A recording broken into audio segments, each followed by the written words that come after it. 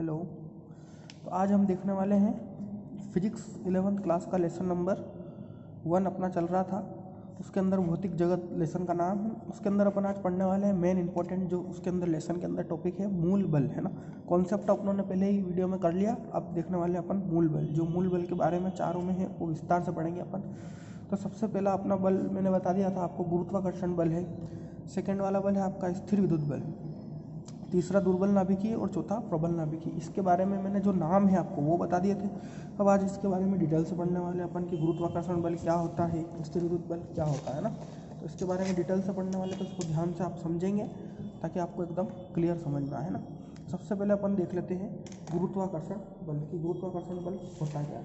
तो गुरुत्वाकर्षण बल के बारे में अपने पढ़ रखा है कि विश्व में जितने भी कण हैं प्रत्येक कण एक दूसरे को क्या करता है, आकर्षित करता है ना। प्रत्येक कण एक दूसरे को क्या करता है, आकर्षित करता है। तो प्रत्येक कण जब आकर्षित करता है तो वही बल जो होता है उसको क्या बोलते हैं अपन, गुरुत्वाकर्षण बल बोलते हैं। क्या बोलते हैं, गुरुत्वाकर्षण बल कहते हैं। तो प्रत्येक कण एक दूसरे को आकर्षित करता है विश्व में, उसको अपन बोलते हैं एक गुरुत्वाकर्षण बल। इसमें एक विशेष आकर्षण होता है। जैसे अपन पृथ्वी गोल है, पृथ्वी घूम रही तो भी अपन एक बल से बंधे हुए हैं, उसी को अपन क्या बोलते हैं, गुरुत्वाकर्षण बल।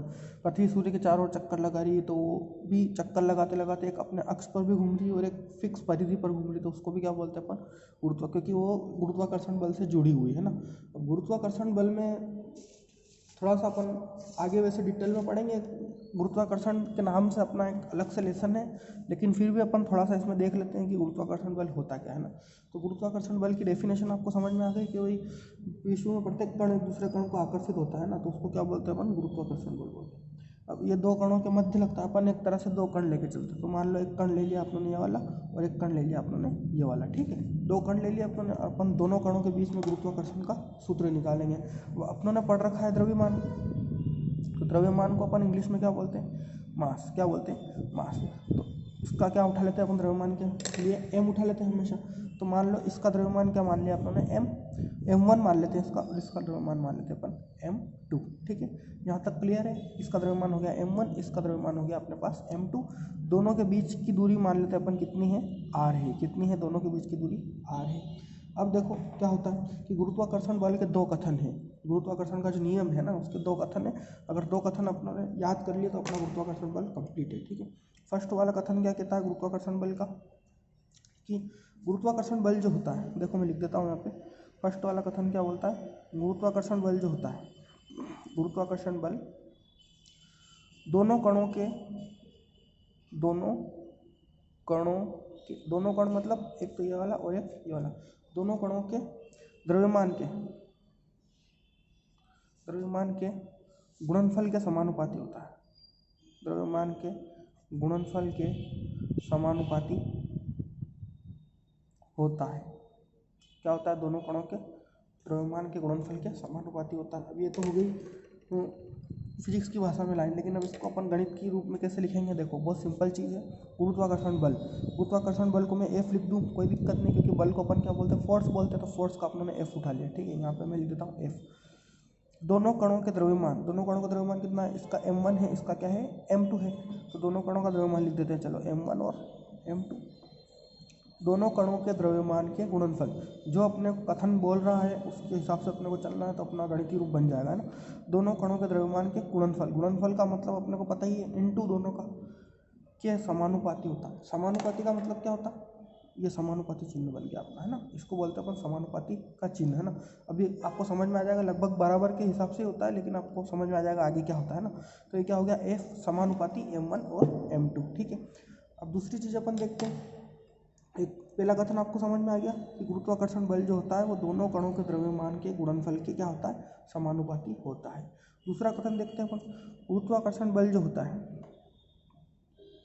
गुरुत्वाकर्षण बल जो होता है वो दोनों कणों के, गुरुत्वाकर्षण बल दोनों कणों के बीच की दूरी। अब जैसे ही मैंने बोला बीच की दूरी, तो आपके दिमाग में फटक से आ जाना चाहिए बीच की दूरी कितनी है इसकी, r है। तो यहाँ पे लिख देते हैं अपन r। दोनों कणों के बीच की दूरी के वर्ग के व्युत्क्रमानुपाती होता है, व्युत्क्रमानुपाती होता। लैंग्वेज से घबराना नहीं है, देखो धीरे धीरे समझ में आ जाएगा, है ना। गुरुत्वाकर्षण बल दोनों कणों के बीच की दूरी r के वर्ग के व्युत्क्रमानुपाती होता है। अब समानुपाती तो आप समझ गए, ये समानुपाती। व्युत्क्रमानुपाती का मतलब क्या होता है? उल्टा होता है। क्या होता है? उल्टा। जैसे अपन देखते हैं, सबसे पहले इसी को अपन गणित में लिखते हैं कि गुरुत्वाकर्षण बल मतलब ये अपना हो गया F, दोनों कणों के बीच की दूरी कितनी है अपने पास? यहाँ पे देखा आपने r है, तो यहाँ पे लिख दिया मैंने दोनों कणों के बीच की दूरी r के वर्ग के। अब वर्ग का मतलब क्या होता है? जैसे मैं आपको बोलूँ 5 का वर्ग, तो 5 का वर्ग कैसे लिखते हो? ऐसे लिखते हो ना। 3 का वर्ग कैसे लिखते हो? ऐसे लिखते हो, स्क्वायर। तो वही होता है हिंदी में इसको वर्ग। तो दोनों कणों के बीच की दूरी के वर्ग का मतलब ये इसके ऊपर मैंने लगा दिया स्क्वायर, तो ये क्या हो गया अपने पास? वर्ग के व्युत्क्रमानुपाती होता है। व्युत्क्रमानुपाती का मतलब क्या होता है? देखो, अगर समानुपाती होता तो अपन समानुपाती का चिन्ह लगा देते, लेकिन अगर व्युत्क्रमानुपाती होता है तो लगाएंगे तो अपन समानुपाती का ही चिन्ह, लेकिन क्या होगा? वो उल्टा होता है। उल्टा का मतलब 1/r²। समझे? जैसे अपन देखते हैं कि अगर मैं बोल दूँ a समानुपाती b, तो आप नॉर्मल में कैसे लिख दोगे? ये कि a जो है वो b के क्या है? समानुपाती है। लेकिन अगर मैं बोल दूँ कि a व्युत्क्रमानुपाती b, तो व्युत्क्रमानुपाती में कुछ नहीं होगा, निशान तो समानुपाती का ही लगेगा, लेकिन वो क्या हो जाएगा? उल्टा। मतलब 1 के बटे में भेज देंगे इसको, तो ये क्या हो गया? एक दूसरे के क्या हो गए? उल्टे हो गए। तो ये हो गया व्युत्क्रमानुपाती। व्युत्क्रमानुपाती का मतलब आपको समझ में आ गया, F प्रोपोर्शनल टू 1/r²। ठीक है, यहाँ तक क्लियर है आपका। अब देखो, ये अपने पास एक समीकरण बनी, ये दूसरी समीकरण बनी। अब दोनों समीकरण में अपन एक चीज़ देख रहे हैं कॉमन, कि दोनों के लेफ्ट हैंड साइड में, मतलब उल्टे हाथ की साइड में क्या है अपने पास? F ही है, लेकिन इधर अलग है। तो अपन इसको मिला के ऐसे लिख सकते हैं, समीकरण 1 व 2 से। समीकरण 1 व 2 से ऐसे लिख सकते हैं अपन इसको। अपने लेफ्ट हैंड साइड में तो क्या है अपने पास? F है ना। तो इसको मैं लिख देता हूँ F, प्रोपोर्शनल की जगह प्रोपोर्शनल लगा देता हूँ, m1 m2 m2। ये तो अपनी होगी समीकरण नंबर 1। अब देखो यहाँ पे क्या है अपने पास? 1/r² है, तो इसको ऐसे लिख सकते हैं अपन, अपॉन में r² लिख सकते हैं ना ऐसे। m1 m2 है, अपॉन में इसको r² लिख सकते हैं। तो ये आपका गुरुत्वाकर्षण का नॉर्मल फॉर्मूला आ चुका है ना, F proportional to m1 m2 upon r²। अब देखेंगे अपन कि प्रोपोर्शनल का निशान अपने को हटाना जरूरी है ना, क्योंकि समानुपाती होता है। समानुपाती का निशान हटाना जरूरी है अपने को। यहाँ पे बराबर लेके आना है। क्या लेके आना है? बराबर। तो बराबर कैसे लेके आएंगे अपन? कि जैसे ही समानुपाती का चिन्ह हटता है और बराबर का चिन्ह लगता है, कंडीशन होती है, उसके लिए एक नियतांक लगाते हैं, स्थिरांक लगाते हैं। क्या लगाते हैं? नियतांक या स्थिरांक। मतलब नियतांक या स्थिरांक क्या होता है? जिसका मान फिक्स होता है उसको बोलते हैं अपन नियतांक या स्थिरांक। जैसे ये F है, ये लगाया मैंने बराबर, समानुपाती का चिन्ह हटा दिया। अब यहाँ पे तो अपने पास है ही m1 into m2 upon r², लेकिन समानुपाती का चिन्ह अपने हटाया और इसकी जगह क्या लगाया? बराबर। तो कुछ तो लगेगा यहाँ पे, है ना, उसके बदले में। तो क्या लगाएंगे अपन यहाँ पे? नियतांक। और नियतांक कौन सा लगता है? जी लगता है। क्या लगता है? जी, जिसको बोलते हैं अपन गुरुत्वाकर्षण नियतांक। क्या बोलते हैं? गुरुत्वाकर्षण नियतांक बोलते हैं। क्या बोलते हैं? गुरुत्वाकर्षण नियतांक। इसका मान फिक्स होता है ना, फिक्स मान का होता है गुरुत्वाकर्षण नियतांक। इसका मान होता है 6.67 इंटू 10⁻⁻11। क्या होता है? 6.67 इंटू 10⁻⁻11। और मात्रक होता है इसका newton metre upon kilogram square. ठीक है, ये जी का मान होता है अपने पास। यहाँ तक आपका क्लियर हो गया। ये आपका पूरा कंप्लीट सूत्र हो गया गुरुत्वाकर्षण बल का, है ना। ये अपना होता है गुरुत्वाकर्षण बल। तो आपको समझ में आ गया होगा। एक बार इसको देख लो, अगर आपको लिखना है तो आप लिख भी सकते हो, है ना, सिंपल। अब उसके बाद एक चीज़ और देख लेते हैं अपन। ये तो हो गया आपका गुरुत्वाकर्षण बल, है ना। अब एक चीज़ और देखना है यहाँ पर कि गुरुत्वाकर्षण बल अपने ने समझ लिया। अब इसका एक छोटा सा कॉन्सेप्ट और है कि एक तो अपने को ध्यान होना चाहिए कि दीर्घ परास का बल है। परास क्या होता है? परास का मतलब होता है रेंज। क्या होता है? रेंज। जैसे अपन नॉर्मल भाषा में समझे कि ब्लूटूथ या वाईफाई अपन चलाते हैं ना, ब्लूटूथ या वाईफाई अपन चलाते हैं, तो उसकी भी एक परास होती है। अगर उस परास से अपन बाहर चले गए, तो जैसे 100 मीटर होता है किसी का, 200 मीटर, तो उससे बाहर अपन चले गए तो अपना नेटवर्क क्या हो जाएगा? कनेक्शन खत्म हो जाएगा। ऐसे ही बलों की भी क्या होती है? परास होती है ना। तो अब कोई बल अल्प परास के होते हैं, कोई दीर्घ परास के होते हैं। अब ये कौन सी परास का है अपने पास? दीर्घ परास का बल है। दीर्घ का मतलब होता है बहुत ज़्यादा, है ना। तो इसकी परास कितनी होती है? अनंत मान लो आप। कितनी मान लो? क्योंकि सूर्य पृथ्वी से कितना करोड़ों किलोमीटर दूर है, फिर भी गुरुत्वाकर्षण बल से बंधे हुए हैं दोनों ग्रह। तो इसमें क्या होता है कि इसकी परास क्या होती है? दीर्घ परास होती है ना। जैसे आगे और बल आएंगे तो वो अल्प परास के होंगे। ये कौन सा परास का होता है? दीर्घ परास का बल होता है ना। और इसकी जो परास होती है वो कितनी होती है? अनंत ही। अपने को याद रखना है ना। अब देखो अपन एक सूत्र वापस लिख लेते हैं, यही वाला, G m1 m2 upon R square. ये अपना गुरुत्वाकर्षण का सूत्र था, अपने ने यहाँ से इंटू हटा दिया है, कोई दिक्कत नहीं। अब इंटू नहीं भी लिखे तो चलेगा, इंटू नहीं है मतलब वो गुणा ही है ना। तो F is equal to G m1 m2 upon R square. अब मान लो मुझे एफ बराबर क्या करना है, जी लाना है। एफ बराबर क्या लाना है मेरे को, जी लाना है। तो मैं कैसे लाऊँ, देखो ये m1 m2 क्या है अपने पास द्रव्यमान है, तो m1 m2 का मान अगर मैं कर दूँ 1 किलो, कितना कर दूँ, और नीचे क्या है अपने पास आर स्क्वायर, तो आर जो है वो दूरी है अपने पास, तो दूरी का मान भी क्या कर दूँ 1 मीटर कर दूँ, कितना कर दूँ 1 मीटर। तो अब देखो सूत्र क्या बनेगा, मान रखते हैं अपन एफ इज इक्वल टू जी तो अपने पास है ही है, इंटू m1 और m2 की जगह क्या रखना है अपने को 1 किलो, तो ये रख दिया मैंने 1 हटा, आर की जगह भी क्या रखना 1 मीटर, तो ये 1। तो अब देखो क्या आ गया अपने पास, एफ इज इक्वल टू जी आ गया ना, एक का तो कोई मतलब ही नहीं, तो एफ इज इक्वल टू क्या आ गया जी। तो अब जो गुरुत्वाकर्षण बल है, एफ क्या है अपना गुरुत्वाकर्षण बल है, ये किसके बराबर हो गया अपने गुरुत्वाकर्षण नियतांक के बराबर हो गया। क्या किसके बराबर हो गया, गुरुत्वाकर्षण नियतांक के बराबर हो गया। तो इससे अपने पास एक और परिभाषा बन गई कि एकांक द्रव्यमान, एकांक का मतलब क्या होता है, एकांक का मतलब होता है एक, है ना। एकांक द्रव्यमान, द्रव्यमान अपनों ने क्या कर दिया एकांक कर दिया, तो एकांक द्रव्यमान की दो वस्तु m1 और m2, एकांक द्रव्यमान की दो वस्तु, एकांक द्रव्यमान की दो वस्तु को एकांक दूरी पर, है ना, एकांक दूरी पर, जैसे देखो r जो है वो भी क्या है अपने पास 1 मीटर है, तो उसको भी क्या बोल देंगे अपन एकांक दूरी पर रखने पर, एकांक दूरी पर रखने पर उनमें जो बल लगता है ना, उनमें क्रियाशील बल, उनमें क्रियाशील बल जो होता है, उनमें क्रियाशील बल, कौन सा बल क्रियाशील, एफ गुरुत्वाकर्षण बल। गुरुत्वाकर्षण किसके बराबर होता है, गुरुत्वाकर्षण नियतांक के बराबर होता है, गुरुत्वाकर्षण नियतांक के बराबर होता है। क्या होता है, गुरुत्वाकर्षण नियतांक के बराबर होता है। ठीक है, तो उम्मीद है कि आपको गुरुत्वाकर्षण बल जो है वो कंप्लीट समझ में आ गया होगा। एक बार अगर आप इसका स्क्रीनशॉट ले रहे हो तो स्क्रीनशॉट ले लो, ताकि आपको लिखना हो किसी को तो दिक्कत नहीं हो ना, इसका स्क्रीनशॉट ले सकते हो आप, एकदम व्यवस्थित लिख के समझा दिया मैंने आपको। अब उसके बाद अपन देख लेते हैं सेकंड वाला बल जो है वो स्थिर विद्युत बल है ना अपने पास, तो स्थिर विद्युत बल देख लेते हैं अपन, बहुत सिंपल है। सेकंड वाला बल जो है वो स्थिर विद्युत बल है ना, बहुत सिंपल बल है। अब तो स्थिर विद्युत बल भी सेम टू सेम गुरुत्वाकर्षण बल की तरह ही है, बस थोड़ा सा इसके अंदर अपने को डिफरेंस दिखेगा, है ना, वो क्या है अभी समझ में आ जाएगा। बस डिफरेंस इतना सा है कि जो गुरुत्वाकर्षण बल मैंने बताया था वो दो द्रव्यमानों के बीच में लगता था, m1 और m2 आते थे उसमें, इसमें क्या आएगा स्थिर विद्युत आ गया, है ना, विद्युत मतलब इलेक्ट्रिसिटी।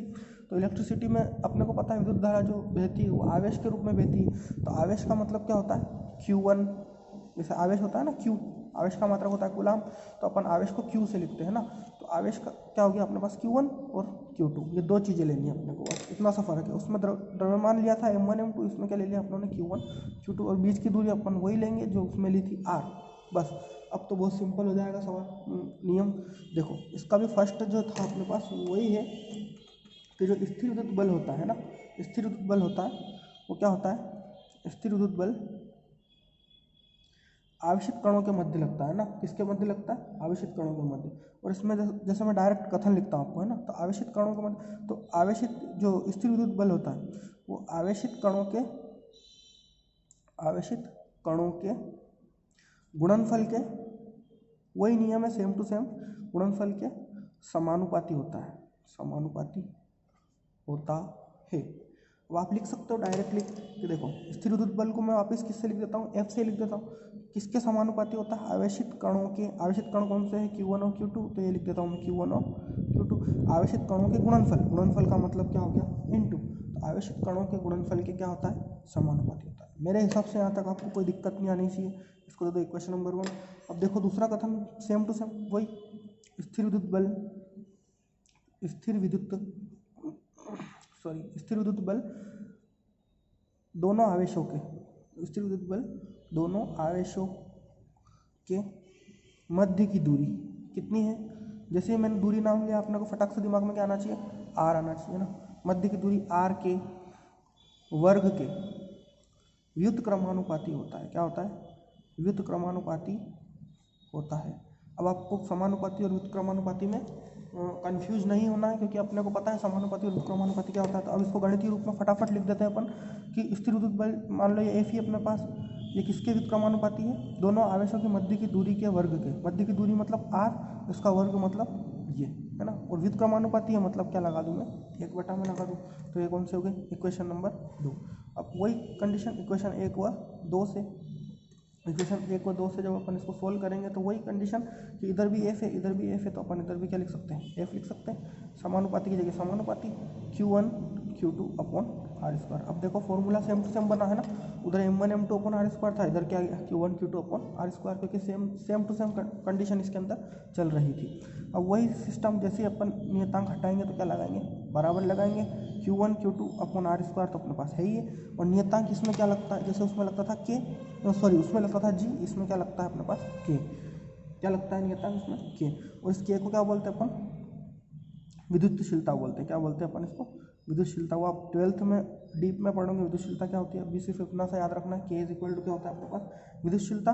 और K का एक मान होता है 1/4 पाई एप्सिलॉन नॉट, ये मान होता है देखो 1/4 पाई एप्सिलॉन नॉट बोलते हैं इसको। क्या बोलते हैं अपन? Epsilon not. और जैसे अब गुरुत्वाकर्षण नियतांक का मान था 6.67 × 10⁻11, ये मान था। इसका भी होता है 9 × 10⁹ newton metre square upon coulomb square. देखो उसमें अपन किलोग्राम स्क्वायर कर रहे थे, है ना, क्योंकि द्रव्यमान थे अपने पास 2, इसमें क्या है अपने पास? आवेश, आवेश का मात्रा कूलाम, तो ये क्या हो गया? Coulomb square. तो ये अपना कौन सा हो गया? स्थिर विद्युत बल। तो उम्मीद है आपको स्थिर विद्युत बल कंप्लीट समझ में आ गया होगा। एक बार आप चाहें तो इसका स्क्रीनशॉट ले सकते हैं स्थिर विद्युत बल का, ठीक है। अब 2 बल हो रहे सिंपल से, वो सिंपल बल है, वो सिर्फ उसकी डेफिनेशन है और कुछ भी नहीं है ना। तो उसको देख लेते हैं अपन कि 2 बल क्या कहते हैं अपने को। तीसरा बल कौन सा है अपने पास? दुर्बल बल, है ना, ये दुर्बल नाभिकीय बल, दुर्बल बल। तो दुर्बल बल में आपको सीधी सी चीज़ याद रखनी कि बीटाशय अभिक्रिया होती है। क्या होती है? बीटाशय अभिक्रिया, जो आप 12th के अंदर पढ़ोगे। अभी सिर्फ इतना सा ध्यान रखना है कि जो बीटाशय अभिक्रिया होती है उसके अंदर क्या होते हैं? एक तो इलेक्ट्रॉन और एक एंटी न्यूट्रॉन। एक तो होते हैं इलेक्ट्रॉन और एक होते हैं एंटी न्यूट्रॉन। इन दोनों के मध्य जो बल लगता है नाभिक के अंदर, कहाँ लगता है? नाभिक के अंदर, तो उसको क्या बोलते हैं अपन? दुर्बल बल बोलते हैं ना। देखो मैं लिख देता हूँ उसको, आप एक बार लिख लेना है कि बीटाशय अभिक्रिया के अंदर, बीटाशय अभिक्रिया के अंतर्गत इलेक्ट्रॉन व एंटी न्यूट्रॉन उत्सर्जित होते हैं। उत्सर्जित होते हैं मतलब निकलते हैं ना। बीटाशय अभिक्रिया होती है तो इलेक्ट्रॉन और एंटी न्यूट्रॉन उत्सर्जित होते हैं। तो इनके मध्य लगने वाला जो नाभिकीय बल होता है, इनके मध्य लगने वाला बल, इनके मध्य लगने वाला बल दुर्बल नाभिकीय बल कहलाता है। क्या कहलाता है? दुर्बल नाभिकीय बल कहलाता है। और अपने को ये चीज़ ध्यान होनी चाहिए कि देखो दुर्बल बल है और ये क्या है? बीटाशय नाभिक के अंदर अभिक्रिया हो रही, तो आपको पता है परमाणु अपन को दिखता नहीं है, उसके अंदर और नाभिक होता है। तो कितनी दूरी बहुत कम है, 10⁻−15 मीटर होती है लगभग इसकी, है ना।